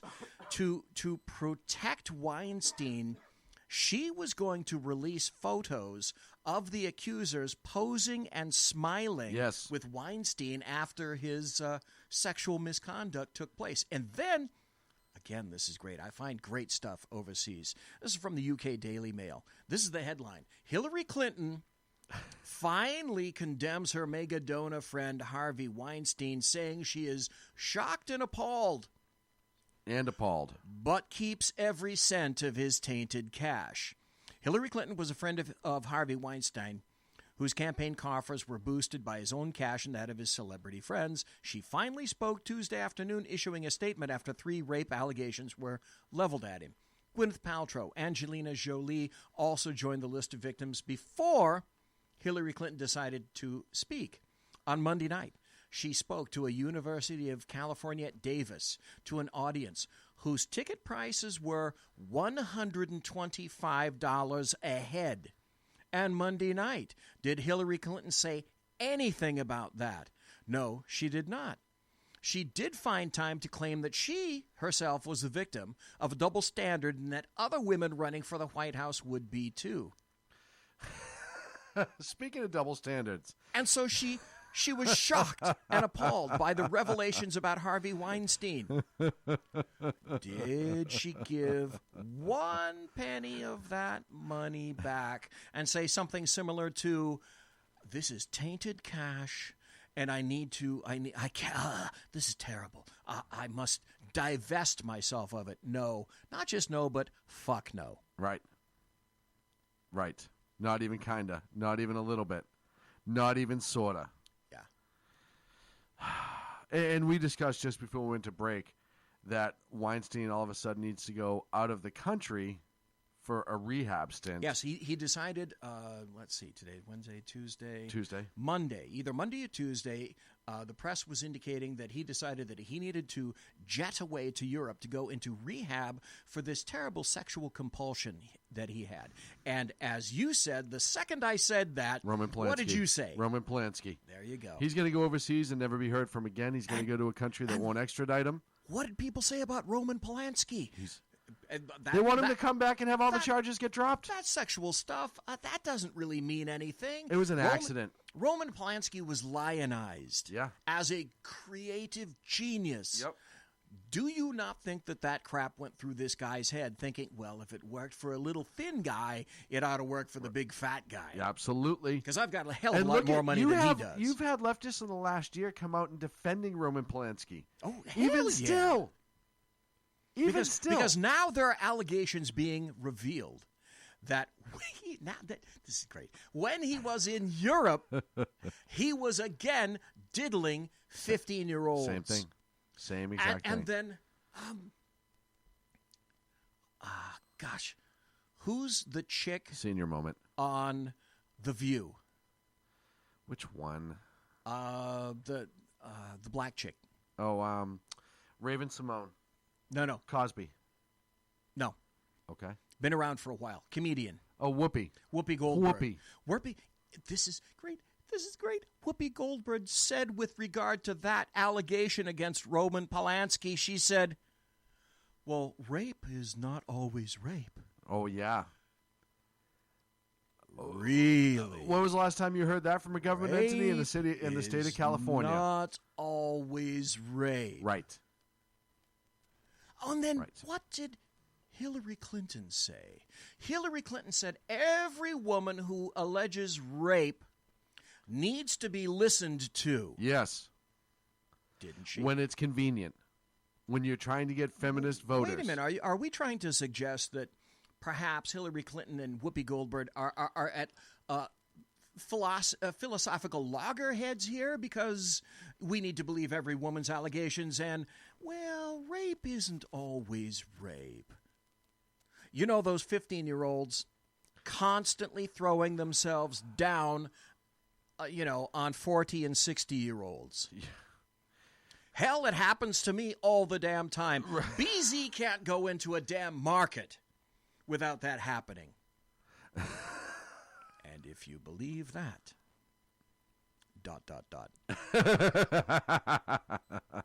But again, the rampant, incredible, stupid, sizzling, brain-glazing hypocrisy of the left. And it will never stop because they do not have the capacity to cease. It is not within them. It is a gene. That's ridiculous. It is a dysfunction.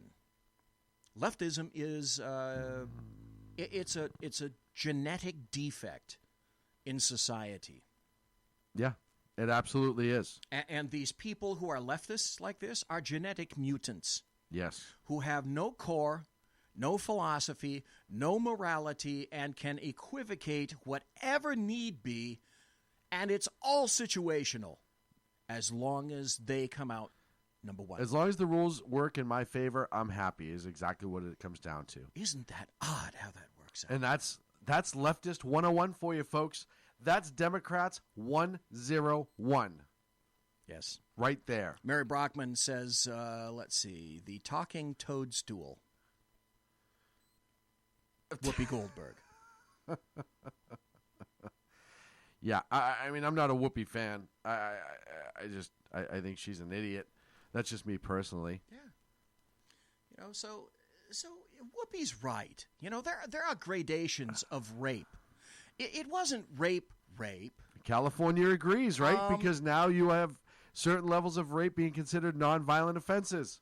Well, yes, that's just for statistics. But after all, it is California. No, it's not just statistics. It is California, because I guess that means that if you just put the little tippy tip in and then you say you slipped, it wasn't rape, okay? So let's have some degrees of sanity here, shall we? Yeah. Are you talking about Hollywood, Chief? Yeah. All right, Chief. It wasn't rape, so we don't need to go after this case. It's pathetic is what it is. It's pathetic.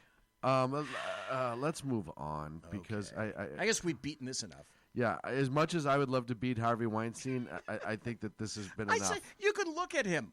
I used to work child abuse. A lot of my suspects look like him. All they're missing is the Coke bottle glasses and use their first, middle, and last name. Yeah, and a number card under their chin. Oh, you're stereotyping pedophiles right now. You're right, I am. Yeah. I don't give a shit. Yeah. Left profile, click. Right profile, click. My buddy T-Bone says that all the time. You want a sure sign of a pedophile.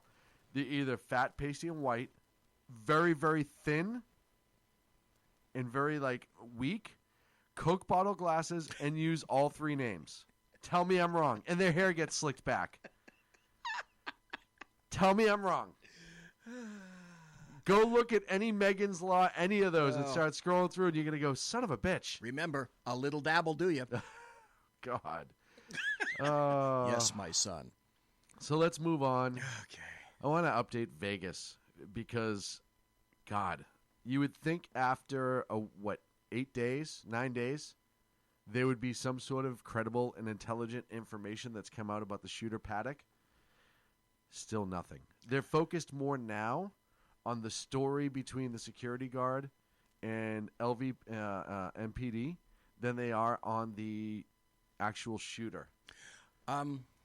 We'll be up front. I was trying to get Sean and me together for a special show on, I think it was Sunday night. Yes. And it turns out I couldn't do it.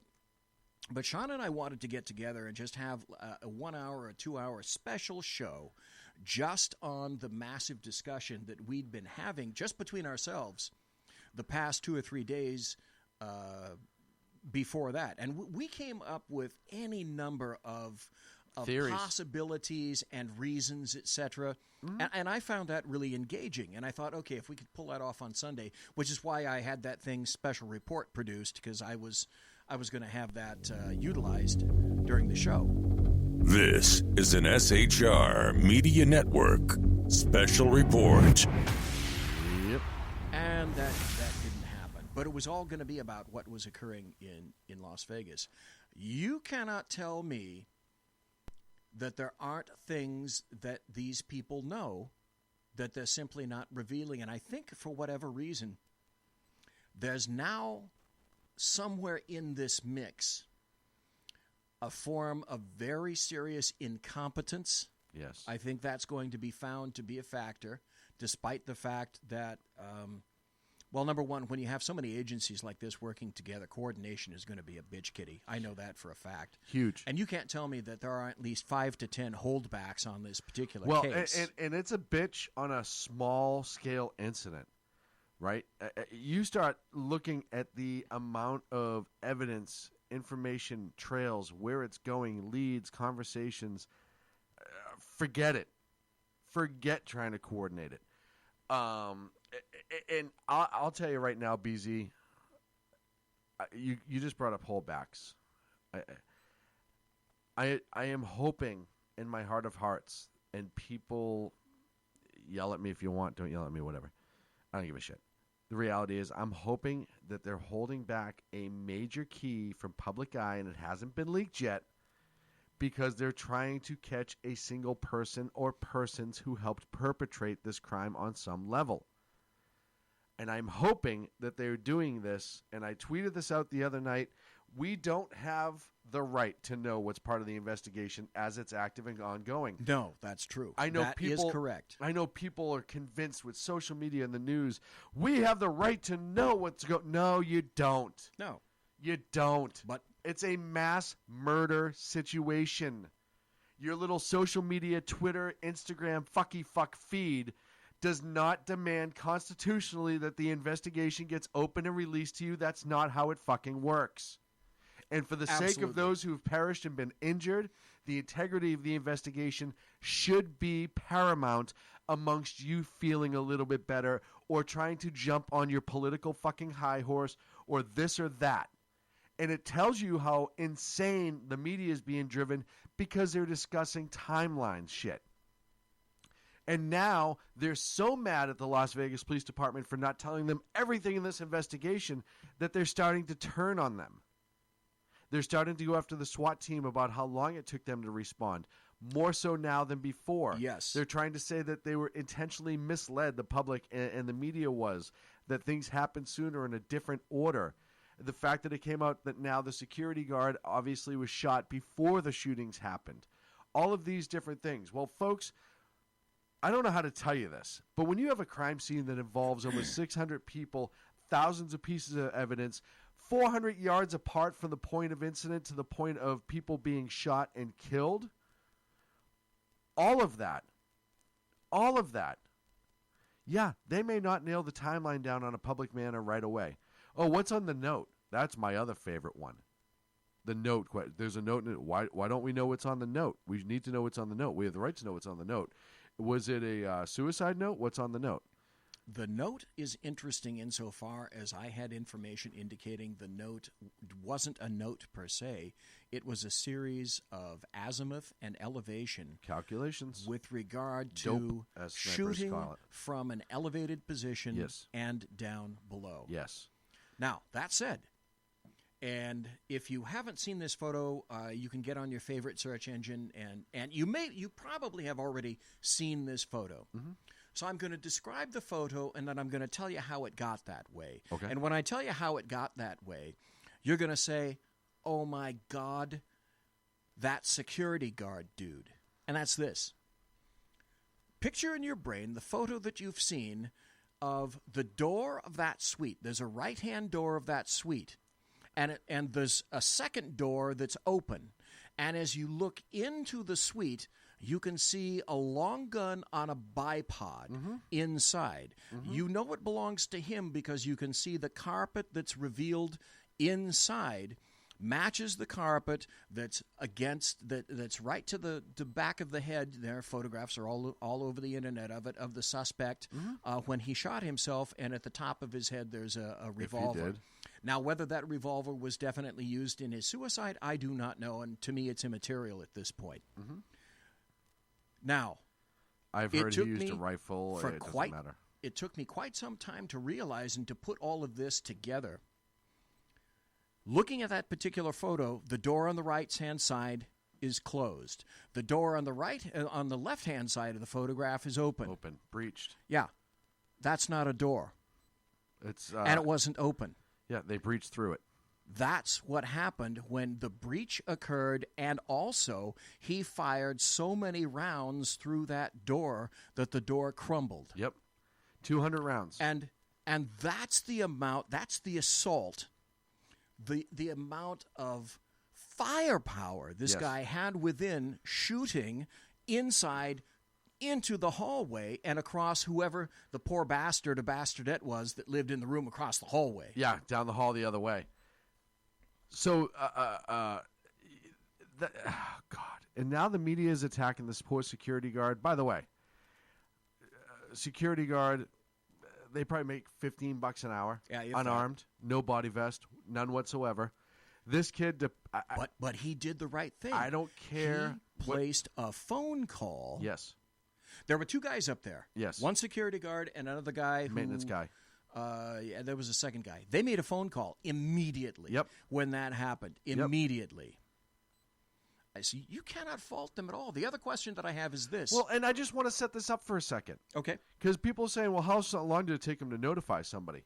Look I don't know how old this guy was, the security guard, But you just took 200 rounds through a door, one to the leg. You're a security guard.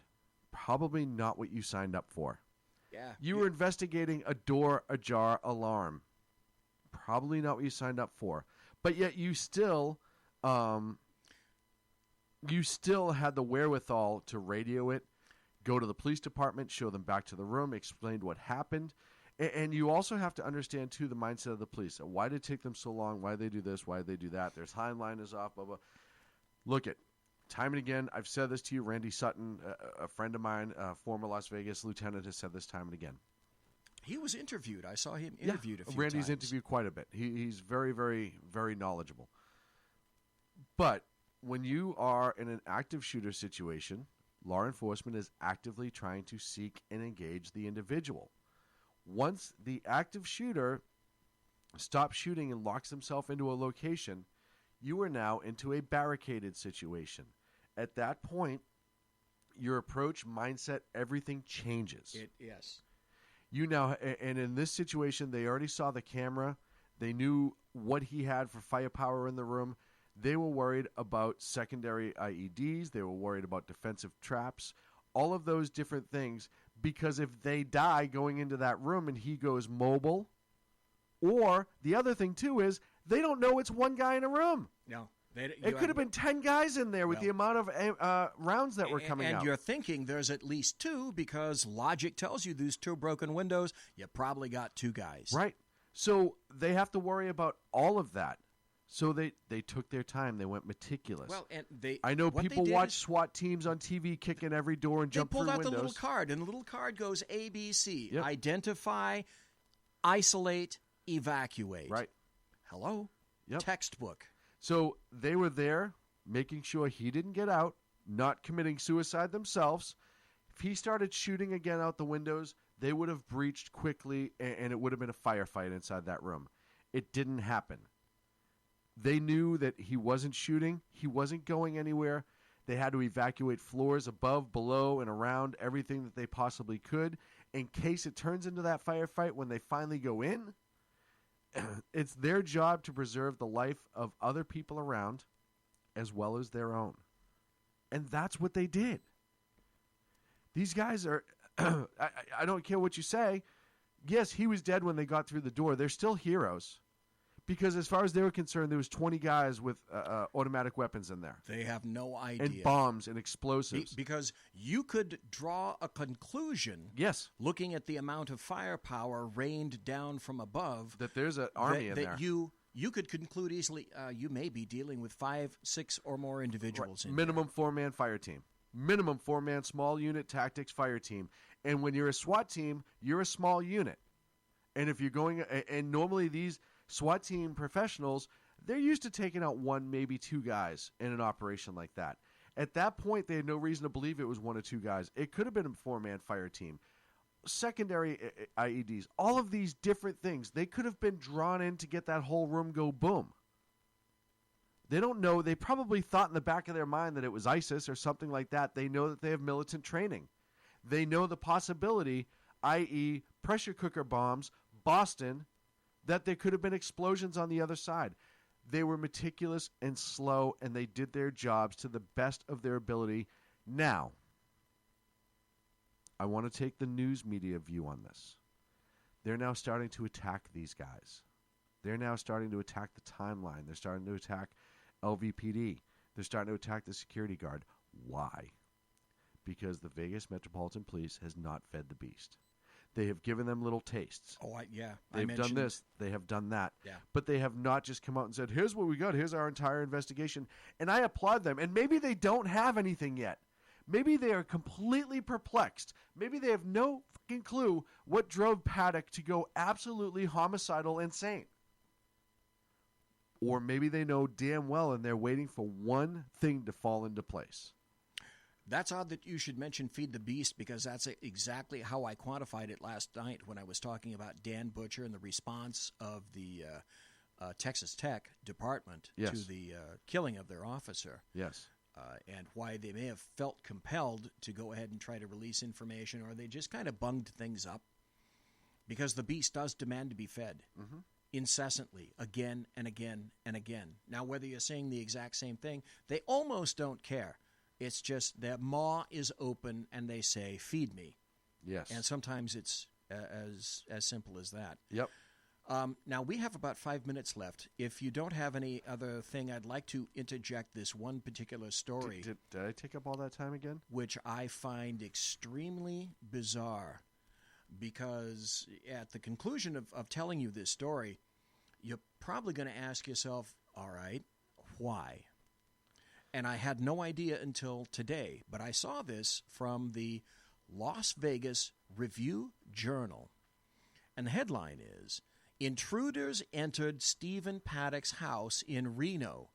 Police say." Well, wait. Why wouldn't they have that house secured? Right. From Reno, Associated Press, FBI agents returned to a house owned by Las Vegas shooter Stephen Paddock after local police determined someone had broken into the home over the weekend. Reno police officer Tim Broadway confirmed Tuesday that police were called to the house early Sunday by a neighbor who noticed a light on inside the home in an upscale Somerset community on the edge of the Sierra foothills along Interstate 80. Broadway says the officers discovered, quote, "Someone had broken into the house and immediately contacted the FBI. He says it's not clear how the person or persons gained entry or whether anything was taken."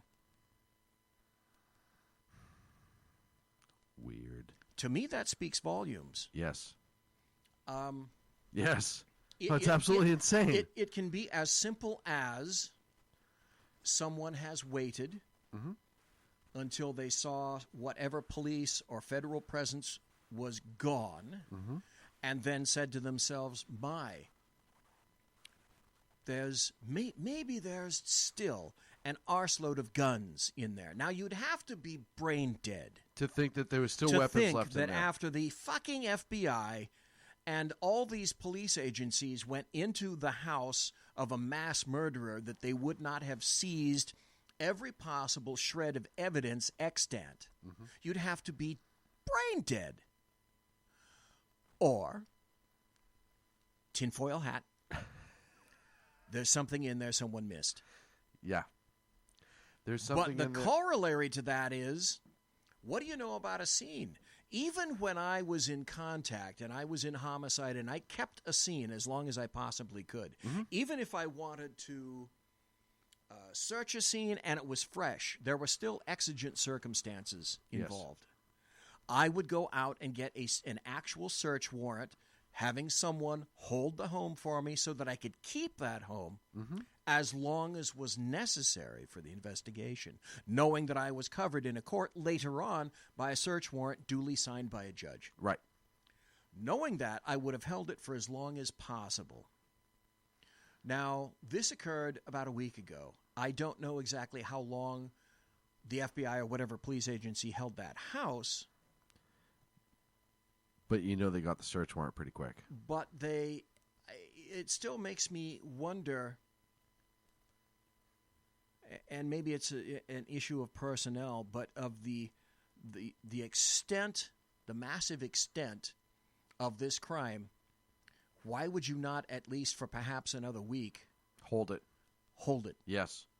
I don't understand that either. Because you don't have to walk away. You have to, and I'm guessing that if they did it the right way, they got a warrant. Even though they occupied the house and could duly do it, they could occupy the house, but to make sure that everything's on the up and up. But the other thing too, you have a guy this smart, this intelligent, this amount of evidence and firepower. Don't you think you're going to want to rip it down to the insulation?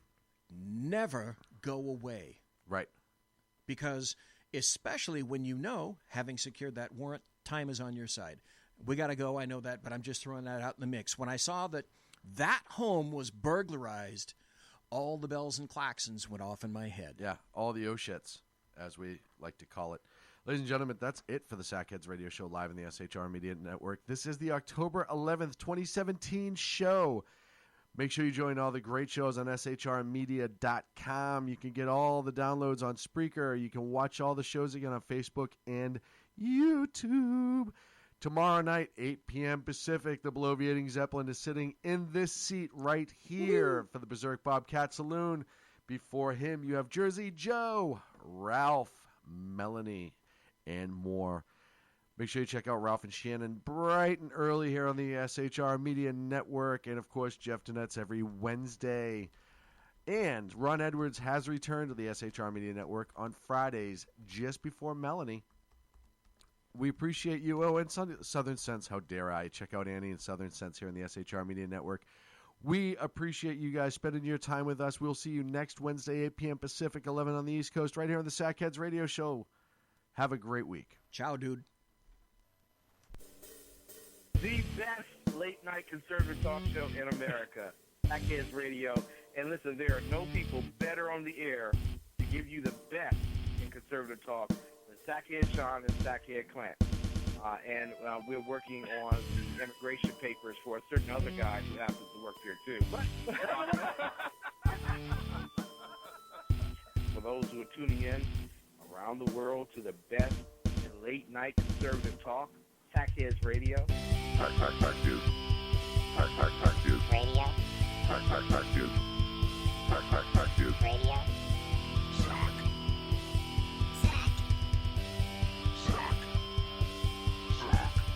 The best late-night conservative talk show in America. In America. In America. And in this web was a large, I'm pretty sure it was the biggest spider I've ever seen.